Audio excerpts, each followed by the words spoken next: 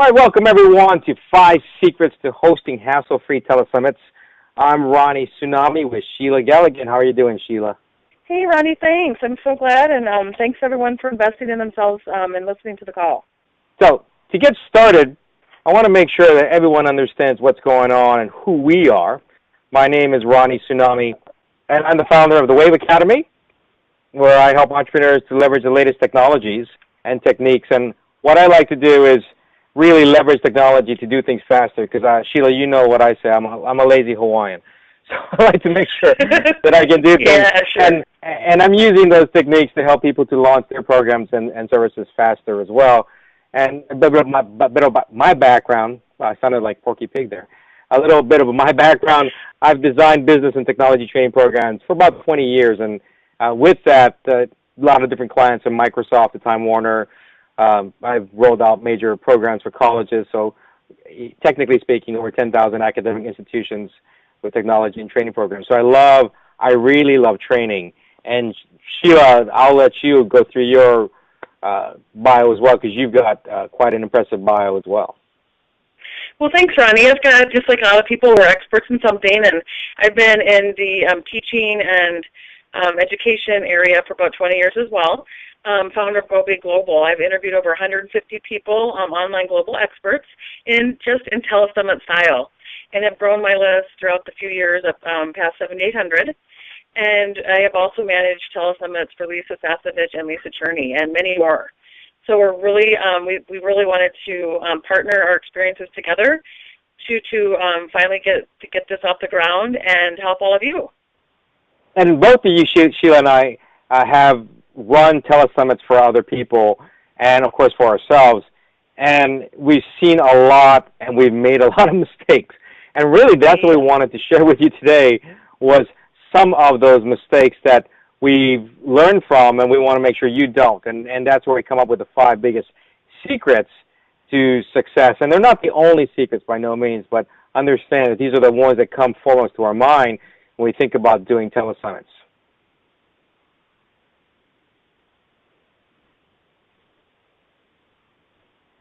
So as we get started, what is a Telesummit? Just to make sure that everyone's clear on the definition of a Telesummit. Telesummits are virtual events that often feature multiple speakers, sometimes up to 20 or more. It could be less. I've seen it with 4 to 8 speakers, but typically 20 or more. And people can call into a conference call or even watch a webinar online with Google Hangouts. That's very popular now. And Telesummits can be one-day events, or sometimes they're spread out over days or even weeks. I just conducted a Telesummit or managed one with someone who had it over 30 days and literally had a speaker every day. So she had 30 speakers. So just to put that in perspective, I mean, that's a lot of speakers, but that's what you can do with Telesummits, and we're going to show you the power behind that. And Sheila, do you have anything else you want to add to the definition of a Telesummit? Sounds great. It's anything over the phone, and it has spread out more into Google Hangouts, which we definitely want to talk about later this evening as well. But we are prepared to, help you with any kind of formats that you'd like. And by the way, a Telesummit, from what I hear, Telesummits actually started quite a while back. Some people say as far back as 2002, 2003. So this isn't new. This is not new technology, although it has gained popularity because of the use of mobile devices where you can do a Telesummit like over your phone, over an iPad or tablet. So Telesummits are more and more popular as people want to also leverage it without having to travel to different locations and bring people into a live event, for instance, in one central location, and bring people like to Charlotte, North Carolina. And they just host that Telesummit online. So it's definitely grown in popularity with the rise of mobile devices, and tablets, like I said, are very popular. And what's nice, too, if I could say one more quick comment, Ronnie, and everyone, is that hands down, everyone online that you follow and that we follow had a Telesummit or is having them, multiple of them. So it's not a secret that this is, we feel passionate about it. But if you ask anybody, what's a great way to leverage their knowledge when they're getting online or when they're already an expert, it's really a Telesummit. So that's my little 2 cents worth on that one. Well, yeah, well, definitely. If you think about it, so the benefits, you just led right into this slide here. We talk about the top benefits of hosting a Telesummit, and it's key to understand there's more than these 4 benefits, but these, I think, are are some of the biggest ones, where number one, you can quickly build a large email list with the help of your guest speakers. And that's very important. When you talk about trying to get your message out, everyone says, you hear this all the time, that the power is in the list, or the money is within the list. Well, hosting a telesummit, even when you don't have your own list yourself, the fact that you can have guest speakers, and these guest speakers, if you choose right, have their list that they send out to join this telesummit, then you have your list building with the help of others. So you can literally start a telesummit with zero list. Well, maybe not zero. Maybe one. No, I started mine. I started mine with zero. I started mine with there nothing. You go. And, yep, and I got it up to 2,300 in 2 weeks. You know how exciting that was? 2,300 people in 2 weeks. And only 5 experts. This was 5 years ago. Only 5 speakers. It got up to 2,300 in 2 weeks. I was ecstatic. I didn't sleep. Well, and I've seen that with a number of speakers. You know, like Milana Lashinsky. She does really well with Telesummits. Actually, she's one of the people that started Telesummits, and I don't know if we can verify that, but I think she literally was the first person to host a Telesummit. So, you know, and she's had it where she's had thousands of people join her list within, you know, a few weeks. And the same thing with people we've worked with, Sheila, where even for someone that just came into the business, they were able, by connecting with some really good speakers, to build their list at a 500 to 1,000 or more. And if you put that in perspective, the traditional way of list building, where you are providing a download, it's on your website, you have to then drive traffic to your website, hopefully they put their email address to get your special report or something, you know, to build that list takes time. So when someone says you can have 500, even just 500 people, not talking thousands, to join your list within one event, within a 2 full week period, that's a big deal. That's a really big deal to me, and hopefully you understand that by the time we finish with this, why you want to host your own telesummit if you're still on the fence. Because, again, number one, it's all in the list. That would be the number one. Now, number two, it also helps you to establish credibility by being seen as an expert among experts. And think about this. Now, Sheila, you've worked with some really big people in the industry. I mean, Lisa Sasevich, queen of sales conversion, you know, there's not many people that get bigger than her in terms of our space, what we do in the coaching space. Now, what have you seen with credibility and how people have been able to leverage their telesummits to build up their credibility? Well, it's absolutely with that, and also the clients that I've worked with too. You know, no matter where you're starting, which is an important part to highlight, Ronnie, is that you could be, you know, a beginner online, have a very successful brick and mortar quote unquote business, and try to get, you know, leverage that online, and still get, you know, hundreds and, you know, dozens and hundreds. And then what you do with that list is what's important on the back end as well. But yes, they've. I interviewed my 150 people. I can call any of those people or Facebook them, and they know who I am. And that's just incredible, knowing that, you know, my message is reaching them, and then I can help their communities grow as well. It doesn't happen overnight, so we're not here to talk about the quick rich overnight list, and it happens, but it, you know, it takes a little bit of time. Now, and nurturing think about and relationship building. Oh, definitely.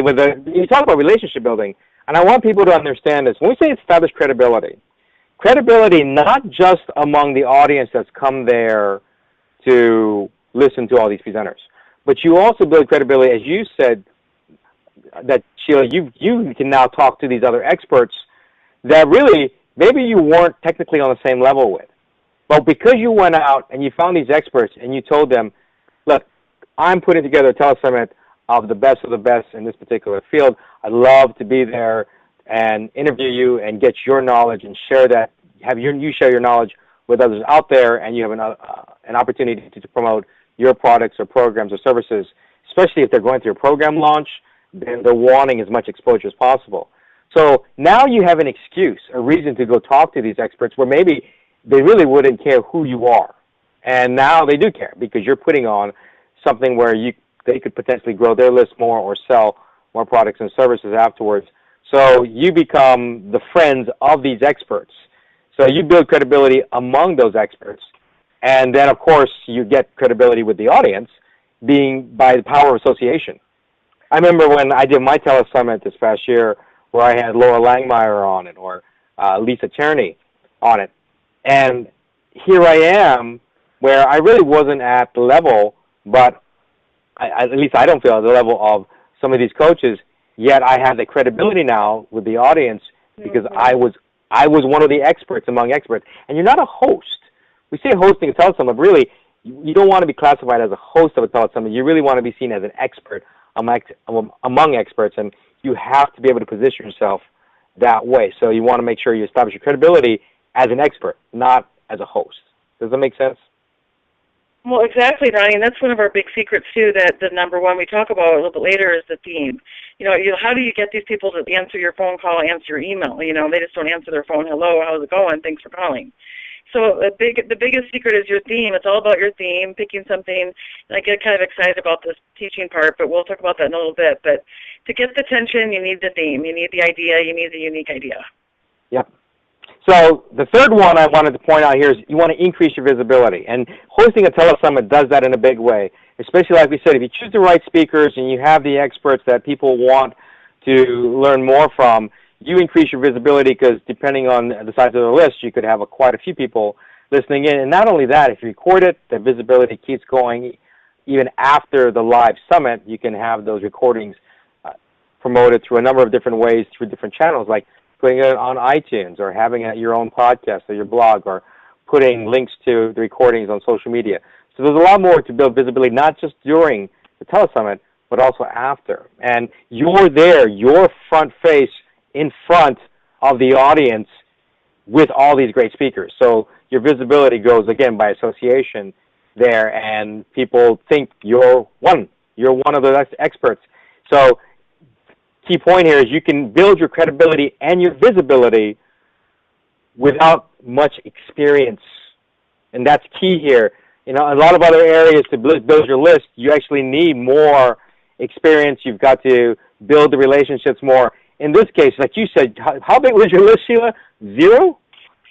Yeah, it really was. I can't really count my friends, family, and others because they had already had enough of me. So, yeah, 0. So, and just so you know, credibility plus visibility equals reputation. So when we talk about the benefits of hosting a telesummit, having credibility and visibility established with one event, which, as we talk about, will take anywhere from 8 to 10 weeks as you plan it, that's a big deal. To get that type of credibility and visibility with other methods outside of hosting a telesummit often can take 3, 6 months to a year or longer. So this is a fast track to me. I mean, I wouldn't call it an overnight, but it is a fast track compared to other systems out there. Well, the last thing I want to point out is we can generate income by becoming an affiliate of your guest speakers and promoting their products. Again, you want to choose the right guest speakers that have affiliate programs, but you can generate income. This isn't just about credibility and visibility, but what you can actually generate money with products and services that you don't have to build. Now think about this. So if you are someone that's just starting out, does not have credibility yet, because you haven't been in the space long enough, does not have visibility yet, and maybe doesn't even have your own product or service, you can still generate income and build credibility and visibility all by hosting a telesummit. And I know some of you are saying, really? Are you sure about that? Yeah, trust me, we're going to show you how. So let's go ahead and dive right in. So secret number 1. And our secret number 1, as you said, Sheila, create a great theme. And I'll let you take this. Talk about what is a great theme. Great idea. I also typed it into the bar, too, if you want to see it in writing, but you see it here on the slide. Create a great theme. That's what I said. To go to these people and have them even listen, there's more and more competition with telesummits every day, every week. It's not a secret that, there are a lot of them. But why are there a lot of them? Because they work. And the only way they're going to work with all of my heart and soul is a theme. If you go to someone and say, hey, we want to do a theme on social media, you won't hear anything at the other end of the line. Or, hey, I want to talk about how great blogs are.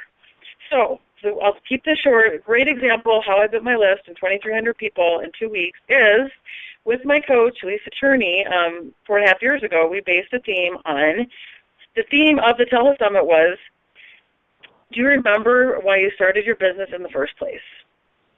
little longer than most. We came up with a nice little headline, but your tagline was, "Do you remember why you even started your business?" And then when we went to these speakers, they jumped on board with a phone call. I got introduced to her, which didn't help, which didn't hurt, rather, excuse me. But, and it was me just going to them with the theme, and I already had the banner built and everything, so it was a visual. So, boom, email. How do they say no? So a theme is just very important, and we talk about that in a whole episode of itself, or whole portion of our class. Of course, we'll tell you information later how to get more info from us, but just from now, if this works for a lot of people, which it will, we want to just offer you something to get you going today. You got to think of a theme. So, Ronnie, what do you have to add to that one with your clients? And I want everyone to think about this. I know, and trust me, I know, because I'm one of those people who gets flooded with invitations to telesummits or events out there. And you take a look at some of the speakers, and I've seen some telesummits where it seems like there are a bunch of people in a niche, let's say life coaching, and there's all types of topics, and there's really no theme. The theme is life coaching, life in general. And because you have it so broad, again, it's like marketing, right? They say you need to focus on a niche so that you can really have a message that resonates, because that increases sales conversion. Well, it's the same thing. If you want people to come to your event, they need to see an event that speaks to them. And the narrower the theme, often the better if you're targeting your right audience and you know who your audience is. But like you said, Sheila, having a great theme it sounds like it's easy, but it takes some thought behind it. Like for me, when I created a telesummit, mine was digital marketing. Again, broad topic. So when I created a 20-speaker telesummit, I decided, you know what? I'm going to go ahead and base the digital marketing theme on how to stand out in a crowd, right? So we chose that, and it followed my system. I had 5 steps to creating a digital marketing strategy: define your business, build credibility, increase visibility, capture leads, and generate sales. Then I was able to get a speaker, or 4 speakers per step. So I had 4 speakers talk about defining your business, and they each had their topic, but it was within defining a great business and understanding who your target audience was. So, and then building credibility. What were ways to do that? So I had 4 more speakers. So what I was able to do was create a theme and a timeline. And what was nice about that timeline was that because it was sequential, right? There's step 1, 2, 3, 4, and 5. People didn't want to skip steps. So what happened was they said, okay, if I listen to, because this is a system that they're being taught with all these different presenters, if they learned how to capture leads or build visibility, they wanted to learn the other step 2. They didn't want to skip step 1 or 2, so they went ahead and listened to those speakers as well. So it wasn't just about listening to their favorite speaker or a name they recognized, but they saw that this was actually a training program together, a sequential program where they needed to listen to everybody. It made sense as part of the transformation. So that was one way of creating a theme. So secret number 2. So once you've got this great theme, you want to make sure, and this is extremely important, that you organize or die. And I created this title on purpose because you know me, I'm a scatterbrained Hawaiian, always doing a lot of different things. And although I'm a certified project manager. So what's interesting is I knew that I had to plan better. And if you plan to fail, you're gonna. If you fail to plan, you're going to plan to fail. So you want to make sure that you actually have some documentation that tracks everything you do, and you organize, that you actually go in with a plan in place. And you'd be surprised how many people say, oh, telesummits, this sounds nice. Oh, wow, look at all these benefits. And their only plan is, I'm going to find some speakers, right? I'm going to find some speakers. I'm going to find some speakers, and I'm going to call them up. I'm going to tell them a date. I'm going to put up a website, and that's all I need, right? I need a website. I need some speakers. Send me your links to your programs, and I need a way to record them. 4 little things you need, not realizing that each of those elements, finding speakers, choosing the right platform, being able to identify the right types of affiliate links or even the right type of speakers to go out there, all of that requires planning. And planning means having documentation, because as we're going to learn later, that trying to do this by yourself can be very difficult. So you want documentation that you can quickly share. So when you have things documented, a project plan, a simple project plan where you identify people, processes, and platforms, then you can use that and share that quickly with the people that are helping you with your program or with your telesummit. Now, Gia, I know you've got some stories on organizing. What are some of the tips you've got on how to organize a successful telesummit? Yeah, I'll definitely give you the positives, because the negatives make you, it makes you a stronger person. A lot of things to help organize is definitely get a project plan. You don't have to go out and buy a whole new software program. You can just use what you have. If you have like projects, Microsoft projects, great. You can just use an Excel spreadsheet. 5 across, 5 down. And just at the top, go ahead and write your requirements or dates across the top. A lot of times, depending how you see things, I do my tasks down the left-hand side, so I'll recommend that to you just because that works best for a lot of my clients as well. So you go in and just start numbering and just throwing down, just go ahead and do a brain dump on the left-hand side of all your different tasks. And if they're not in perfect order at the time, no worries, because as you know with Excel, you can just highlight and drag it around. So go ahead and put your left, so go ahead and write this down. Number one is definitely you can put all your projects, or your tasks rather, on the left-hand side. And then across the top, I do, the dates. So then you run across the top, let's say you're going to roll one out January 1, go ahead and put on the left-hand side, find speakers, get the copy ready, get my email string ready to go, get my banner made, et cetera, all before you even reach out to your, that all has to be done even before you reach out to your expert. Then at the top, put the date down. Well, if you're going to run it January 1, we recommend that you back it out 8 weeks, which is right about now.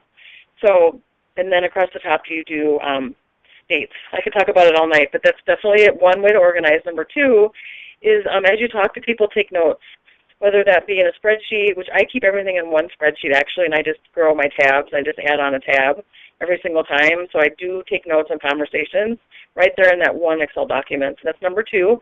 I would recommend taking notes on what these people say, and then include a follow-up date on that. And then you may want to just drop that in quick into your Outlook taskbar. You don't need any expensive software. You can if you have it, but this is the way I do it. And I have bought expensive software that I've scrapped. And then the third most important way to organize, I would say, is deadlines. Don't give yourself any kind of extension, and then give your clients deadlines as well, and always set those a couple days early, so that you actually get stuff in on time. And there's a couple of ways you can manage this. As you said, Sheila, as an Excel spreadsheet works fine for a number of people. Now, I want you to understand, as I mentioned earlier, that chances are you're going to be working with other people or talking to other people just by the nature of this kind of program. This is like putting an event together. There's not many people that put an event together by themselves. So organizing means organizing so that you can share information with others. Google Docs is a great way to do that. It's free. You can create a spreadsheet on Google Docs, and then when people update, they go ahead and post within Google Docs, and they can post in that spreadsheet, like the speakers, which you have a list of speakers, who's confirmed, who's not confirmed, their link to their giveaway if they're providing some type of giveaway, or to their sales page if they're going to go ahead and promote, or an affiliate link. All of those things can be put into a central spreadsheet that you can organize. And I'm going to tell you this: if you do not do this, here's the negative side, and I'll go ahead and say it because we've done this and died. We literally went through it. Oh my gosh! And here's why: because of all the coordination. Imagine this: imagine being an event planner for a wedding, and imagine being an event planner for a wedding with 20 brides. Yeah. Okay? Think about this. 20 brides. That's very true. That's so right? true. Because each speaker is someone that's special. Right? They need to be highlighted. They need to be showcased. Yep. That's like the bride. So you've got 20 speakers. Not only that, those speakers have their tribe, their fans, which are like the family members of and the relatives and friends of a bride. Okay? And so you've got to take care of them as well. And then they've got to mix together in a group. And so there's a lot of coordination here. And if you were trying to plan a wedding for 20 brides with no documentation, and you think you're going to memorize everything, or you're going to track it all by email and email alone, good luck, because you're going to die. You're going to, you may survive, but you're going to survive barely with your fingernails clinging to a cliff as you're ready to fall off, barely pulling yourself up. Because we've done this where I thought, oh, I can throw together a snap telesummit. Oh, it's just 8 speakers. Bad choice there, thinking I could do this. Well, I had to build a system, and that's what we developed, is that system based on those times where we weren't organized. So I'm telling you now, if you think you don't need to be that organized, oh, Ronnie, a spreadsheet or it's an email, I can keep track of this. You know what?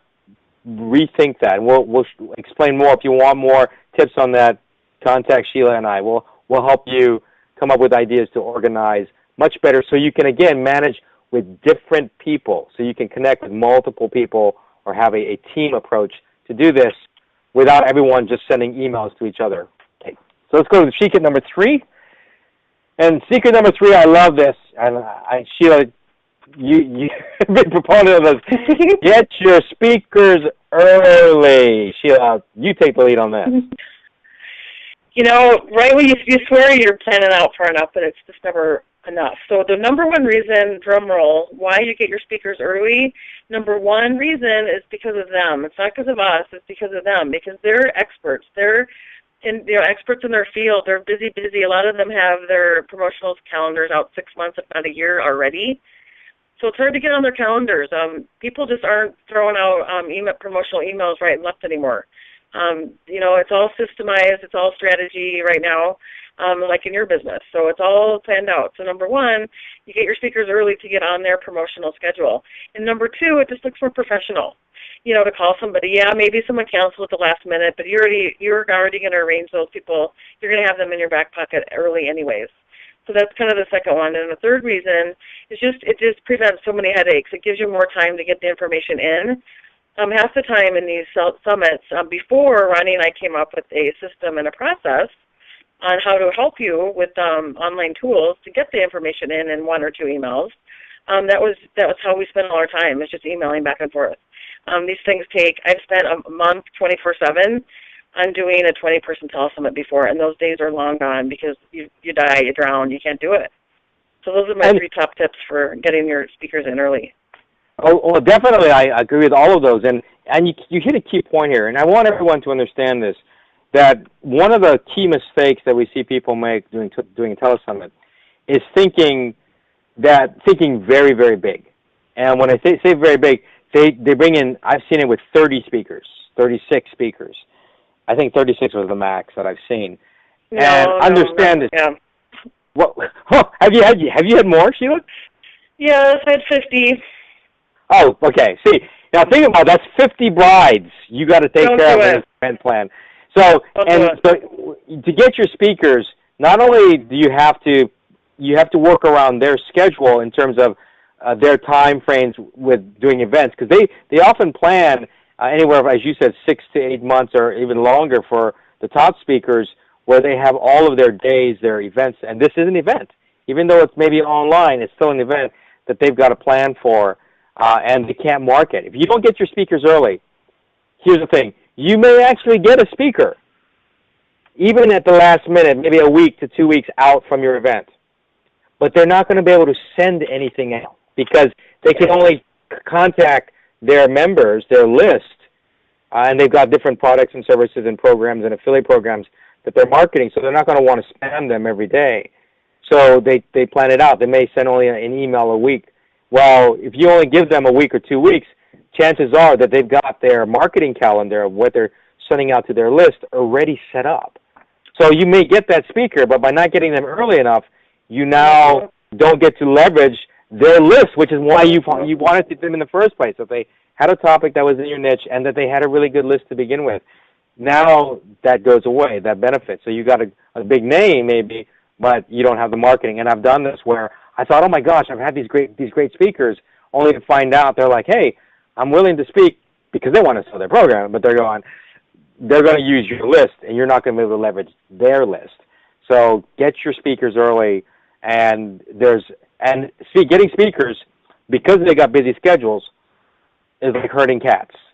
So even though you may say, oh, here's a document, you fill it out, give us an authorization form, give me a description of your topic, your headshot, you're getting all this information. If you're organized, you got this down. But the speakers are like, okay, I'll get to it, and then they're out at some event, or 2 events in a row, or 3 events in a row, and then all of a sudden your event's coming up, and you still don't have the bio or the picture or the giveaway link to that speaker's programs. And in which case you're scrambling, and you're like, hey, please get this to me, and you're struggling because you didn't plan ahead. And again, speakers are like herding cats. They're busy, and you're going to herd a lot of cats. You've got to start early to make sure that you give them leeway, knowing it could take them 2-3 weeks or even longer to get you all the information you want, no matter how much you plan. Secret number 4. I love this one, Sheila. This is going to hit home for you. Okay. Secret number 4. Technology. Technology is your friend. Now, many of you know me as the Tiki Techie. That's what I am. I'm a technology coach and advisor. That's what I do for a living. So technology definitely is my friend, and my job is to teach others to use technology. Now, what's interesting is I know a number of people that think technology is not their friend and dread it. In fact, what they dread it so much that when they're looking for a technology platform, like, for instance, this presentation that this session is being done on, this webinar is done on Fuse. That's a Fuse meeting. That is a type of technology. You may use instant teleseminar, or GoToMeeting, their GoToWebinar, or Google Hangouts. Those are all technology platforms. But you've got to approach it, and the type of technology you choose depends on your audience. You don't want to choose a technology. Let's say you've got an audience where you're providing wealth management support or services to a 50-plus crowd, and people that are in retirement, and you're trying to do a program, and everyone's telling you, hey, you got to use Google Hangouts because Google Hangouts is the latest and greatest, and look, people can see you, and it's online, and it's free, and your audience is saying, hey, I don't use Google Hangouts. I know how to use I know how to use a phone, and they can call in. All they got to do is call a number, right? Like free conferencing, where they call in a number and they're listening. Hey, that is going to appeal. You're going to get more people to it. But the reason I say technology is your friend is you have to be open and willing to look at all the different technologies that are available to scope out the right technology. Because here's what happens. If you believe technology is not your friend, what you end up doing, and we've seen this time and time again, is choosing the first technology that someone tells you to use. Oh, you don't want to mess with it. Oh, I got to use Instant Teleseminar? Okay, that's the one I'm going to use. Or, oh, Google Hangouts? All right, that's it, fine. Because you're like, I don't want to mess with it, so whatever you tell me, whoever gives you the advice first is the first one you jump on. And I'm like, if you believe that technology is your friend, then be open to learning what's out there and which one makes more sense for you. Does that make sense? And yes, and what makes sense for your team, because what they think is great, and Google Hangouts just came out. I did one about a year ago, and it was just coming out, and it wasn't conducive yet for teleseminars.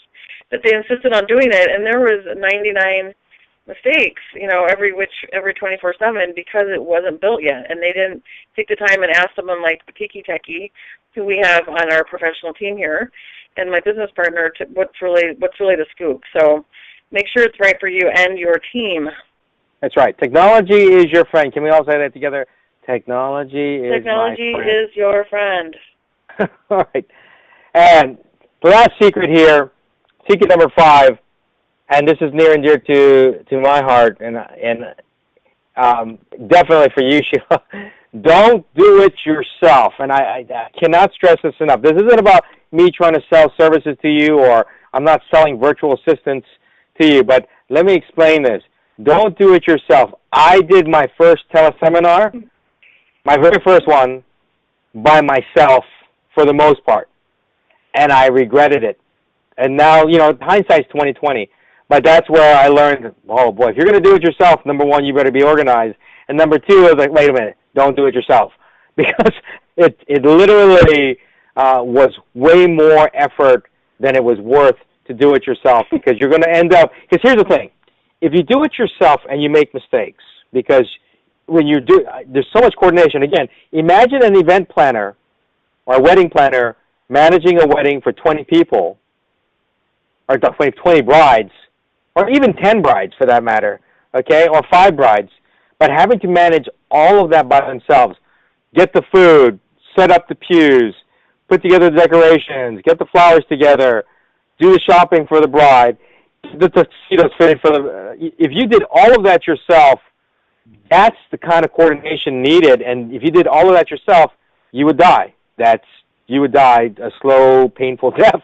So don't do it. There's ways that you can farm out different elements of the program, or to work with someone, maybe the guy who's building the website, or the person that's coordinating with the speakers, and constantly going back to the speakers to make sure they send the information, and keeping up with that. You know what I mean? Where you're actually having other people doing things. But again, if you don't know what tasks, if you're not organized and you don't have a list of tasks, then you don't know what to assign to someone else. And another thing that I've got to be real careful about when I do teleseminars, and you do too, is we just talked about how you can build credibility and visibility, right? And you can do it relatively quick compared to other methods. You can also screw up quick. And if you screw up doing a teleseminar and you bring in these big speakers, what you end up looking like, you can either be the hero, right? You can be the hero, or you can be the klutz. And I'm telling you now, you do not want to look like a klutz in front of your hero that you respect, because the chances are you've gone after people you respect in your niche and you want in your telesummit. And here you are looking very clumsy because you don't have everything planned, and you couldn't do everything yourself. So you're running around like a chicken without a head, trying to get things done last minute. And guess what? This is all acted out in front of that speaker. That speaker who's turning around and saying, hey, you really don't have your act together. And you don't want to do that. You don't want to have it where you don't have your act together. It's one thing not to have your act together in front of some people that are just happen to be on your telesummit looking for some training. But when you do it in front of some really big speakers, and the more speakers you have, the bigger the risk, then you really want to make sure that you have a team or some other people to help you with tasks so you're not running around trying to do it yourself. Because inevitably, it will show to both your audience and to your speakers when you try to do everything yourself. It really does not work out. I have yet to see a telesummit where someone was able to do it all by themselves and it came out flawless. No, never. And then it takes that much more time building those relationships back up. I admit it. I dropped one, a huge one, right in the middle of it. I was working 24/7, like for a month, doing it myself, of course, to save money, and then I ended up spending $7,000 on a 24/7 programmer to put it all together. And that's not normal, but that was probably 3 years ago. But it's that imperative you can't drop the ball. Just leave it at that. Got it. So again, don't do it yourself. Oh, looks like we're up to our time right now. So I want to go ahead and field some quick questions. Are there any questions right off the chat window that you want to put in right now? We can grab any questions about any of these 5 secrets that we mentioned, or anything about telesummits. It doesn't have to be related to the 5 questions or 5 secrets that we've listed here. And I've got the Facebook group open too. Go ahead. Anyone have any questions? Post that there. Let's see. I've got one. It says, how do you build up the confidence to reach out to these speakers, or how do you find speakers? It says. Okay, good question. Finding good speakers is. I consider it relatively easy because of the field I'm in. But if you don't have those contacts, those networks, then number one, you have to understand your niche and And all you've got to do is you can do a search on Facebook, you can search on Google, and look up that particular niche and look up speaker. Like, for instance, digital marketing speaker or social media speaker or presenter. And find those people that do a Google search, and the top 3 to 5 people that are listed, or even 10, the first page of Google, chances are they're pretty up there, that they've got some type of reputation, because that's how they're on the first page of Google, because they've got those referrals and those links going back to them. So chances are they've got some type of tribe already built. That's the fastest and easiest way that I know of going after speaker. Another way that I often find them is finding experts on Facebook. And Facebook, people like to communicate a lot. Again, it depends on your line of business, but you can, if you know your target audience and you know where they hang out, like there's certain groups within Facebook or even LinkedIn groups that people will join these groups because it's, let's say it's all sales people, or it's all coaches, or it's all wellness professionals. Join those groups, because I guarantee you when you join one of those groups, there's always speakers or potential presenters that pop up out of the woodwork because they're answering questions. And what happens is they're answering questions and they're interacting. You can find them and say, hey, I've got this teleseminar I'm putting together, or this telesummit, and I was wondering, since you answer so many questions and I've gone to your webpage, would you be interested in speaking to other people to on a topic that I know you're an expert at? Very rarely does someone say no, because it's an ego trip. It really is an ego trip here, because as experts, we want, you know, I consider myself an expert, or at least someone that's knowledgeable within technology, right, in the digital marketing technologies out there.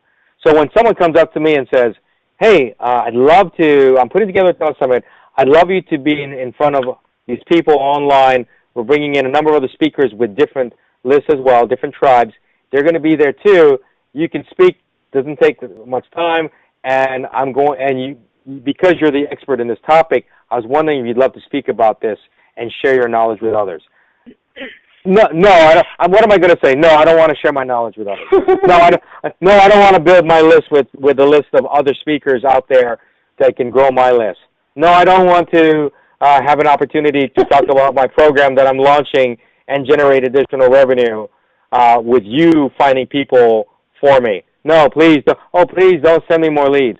Of course they're going to take advantage. So if you look at it that way, your confidence builds up much more, because now you know that you're going in with a mindset of, how can I help you? Not how they can help you, but how you can help them.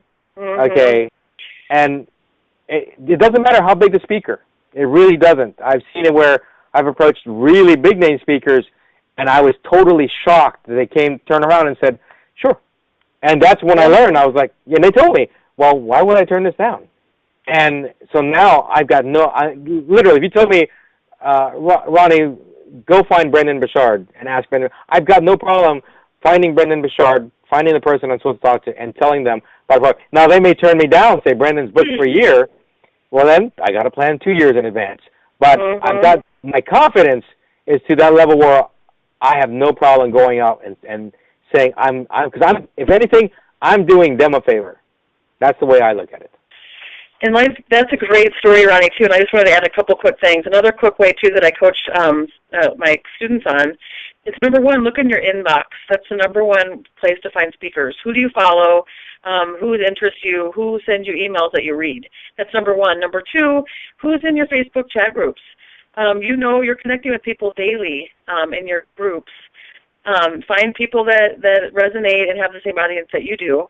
And those are all free ways. And the number three is, who have you invested in? Who have you paid money to invest in their program? Email them and say, hey, I love this program I'm in with you, blah, blah, blah. I'm doing a summit.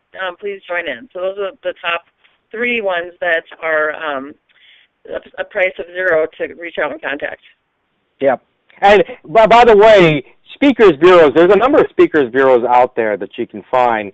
And it can be kind of dicey at times because some of the information is outdated. At least when I've gone to different speakers bureaus, it's been outdated information, or to find more contact information, you got to pay a fee to do that. But that is an option if you're looking for speakers. Actually, Sheila and I have been compiling our own speakers directory of people that we know that love to do telesummits. So that's a service that we provide to our clients because we know.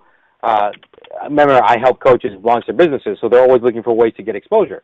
Well, being a speaker on a telesummit can also provide exposure for you. So, or hosting your own telesummit. So, we wanted to provide a service for that. So, you're not alone. If you need help with that, contact us. My email address is tsunamistarter@gmail.com. It's in the window there, or post it in the Facebook group that you're looking for a speaker, and tell us what topic and more information about it, and we'll see what we can do. Okay, again, visit Telesummit Essentials for more information, telesummitessentials.com. And Sheila, thank you so much for being on the call with me as well. Yeah, I'm excited to be here, and I'm really excited to work with Ronnie and all of you and getting your summits out there, growing your list, credibility, relationships, and, of course, your bank account.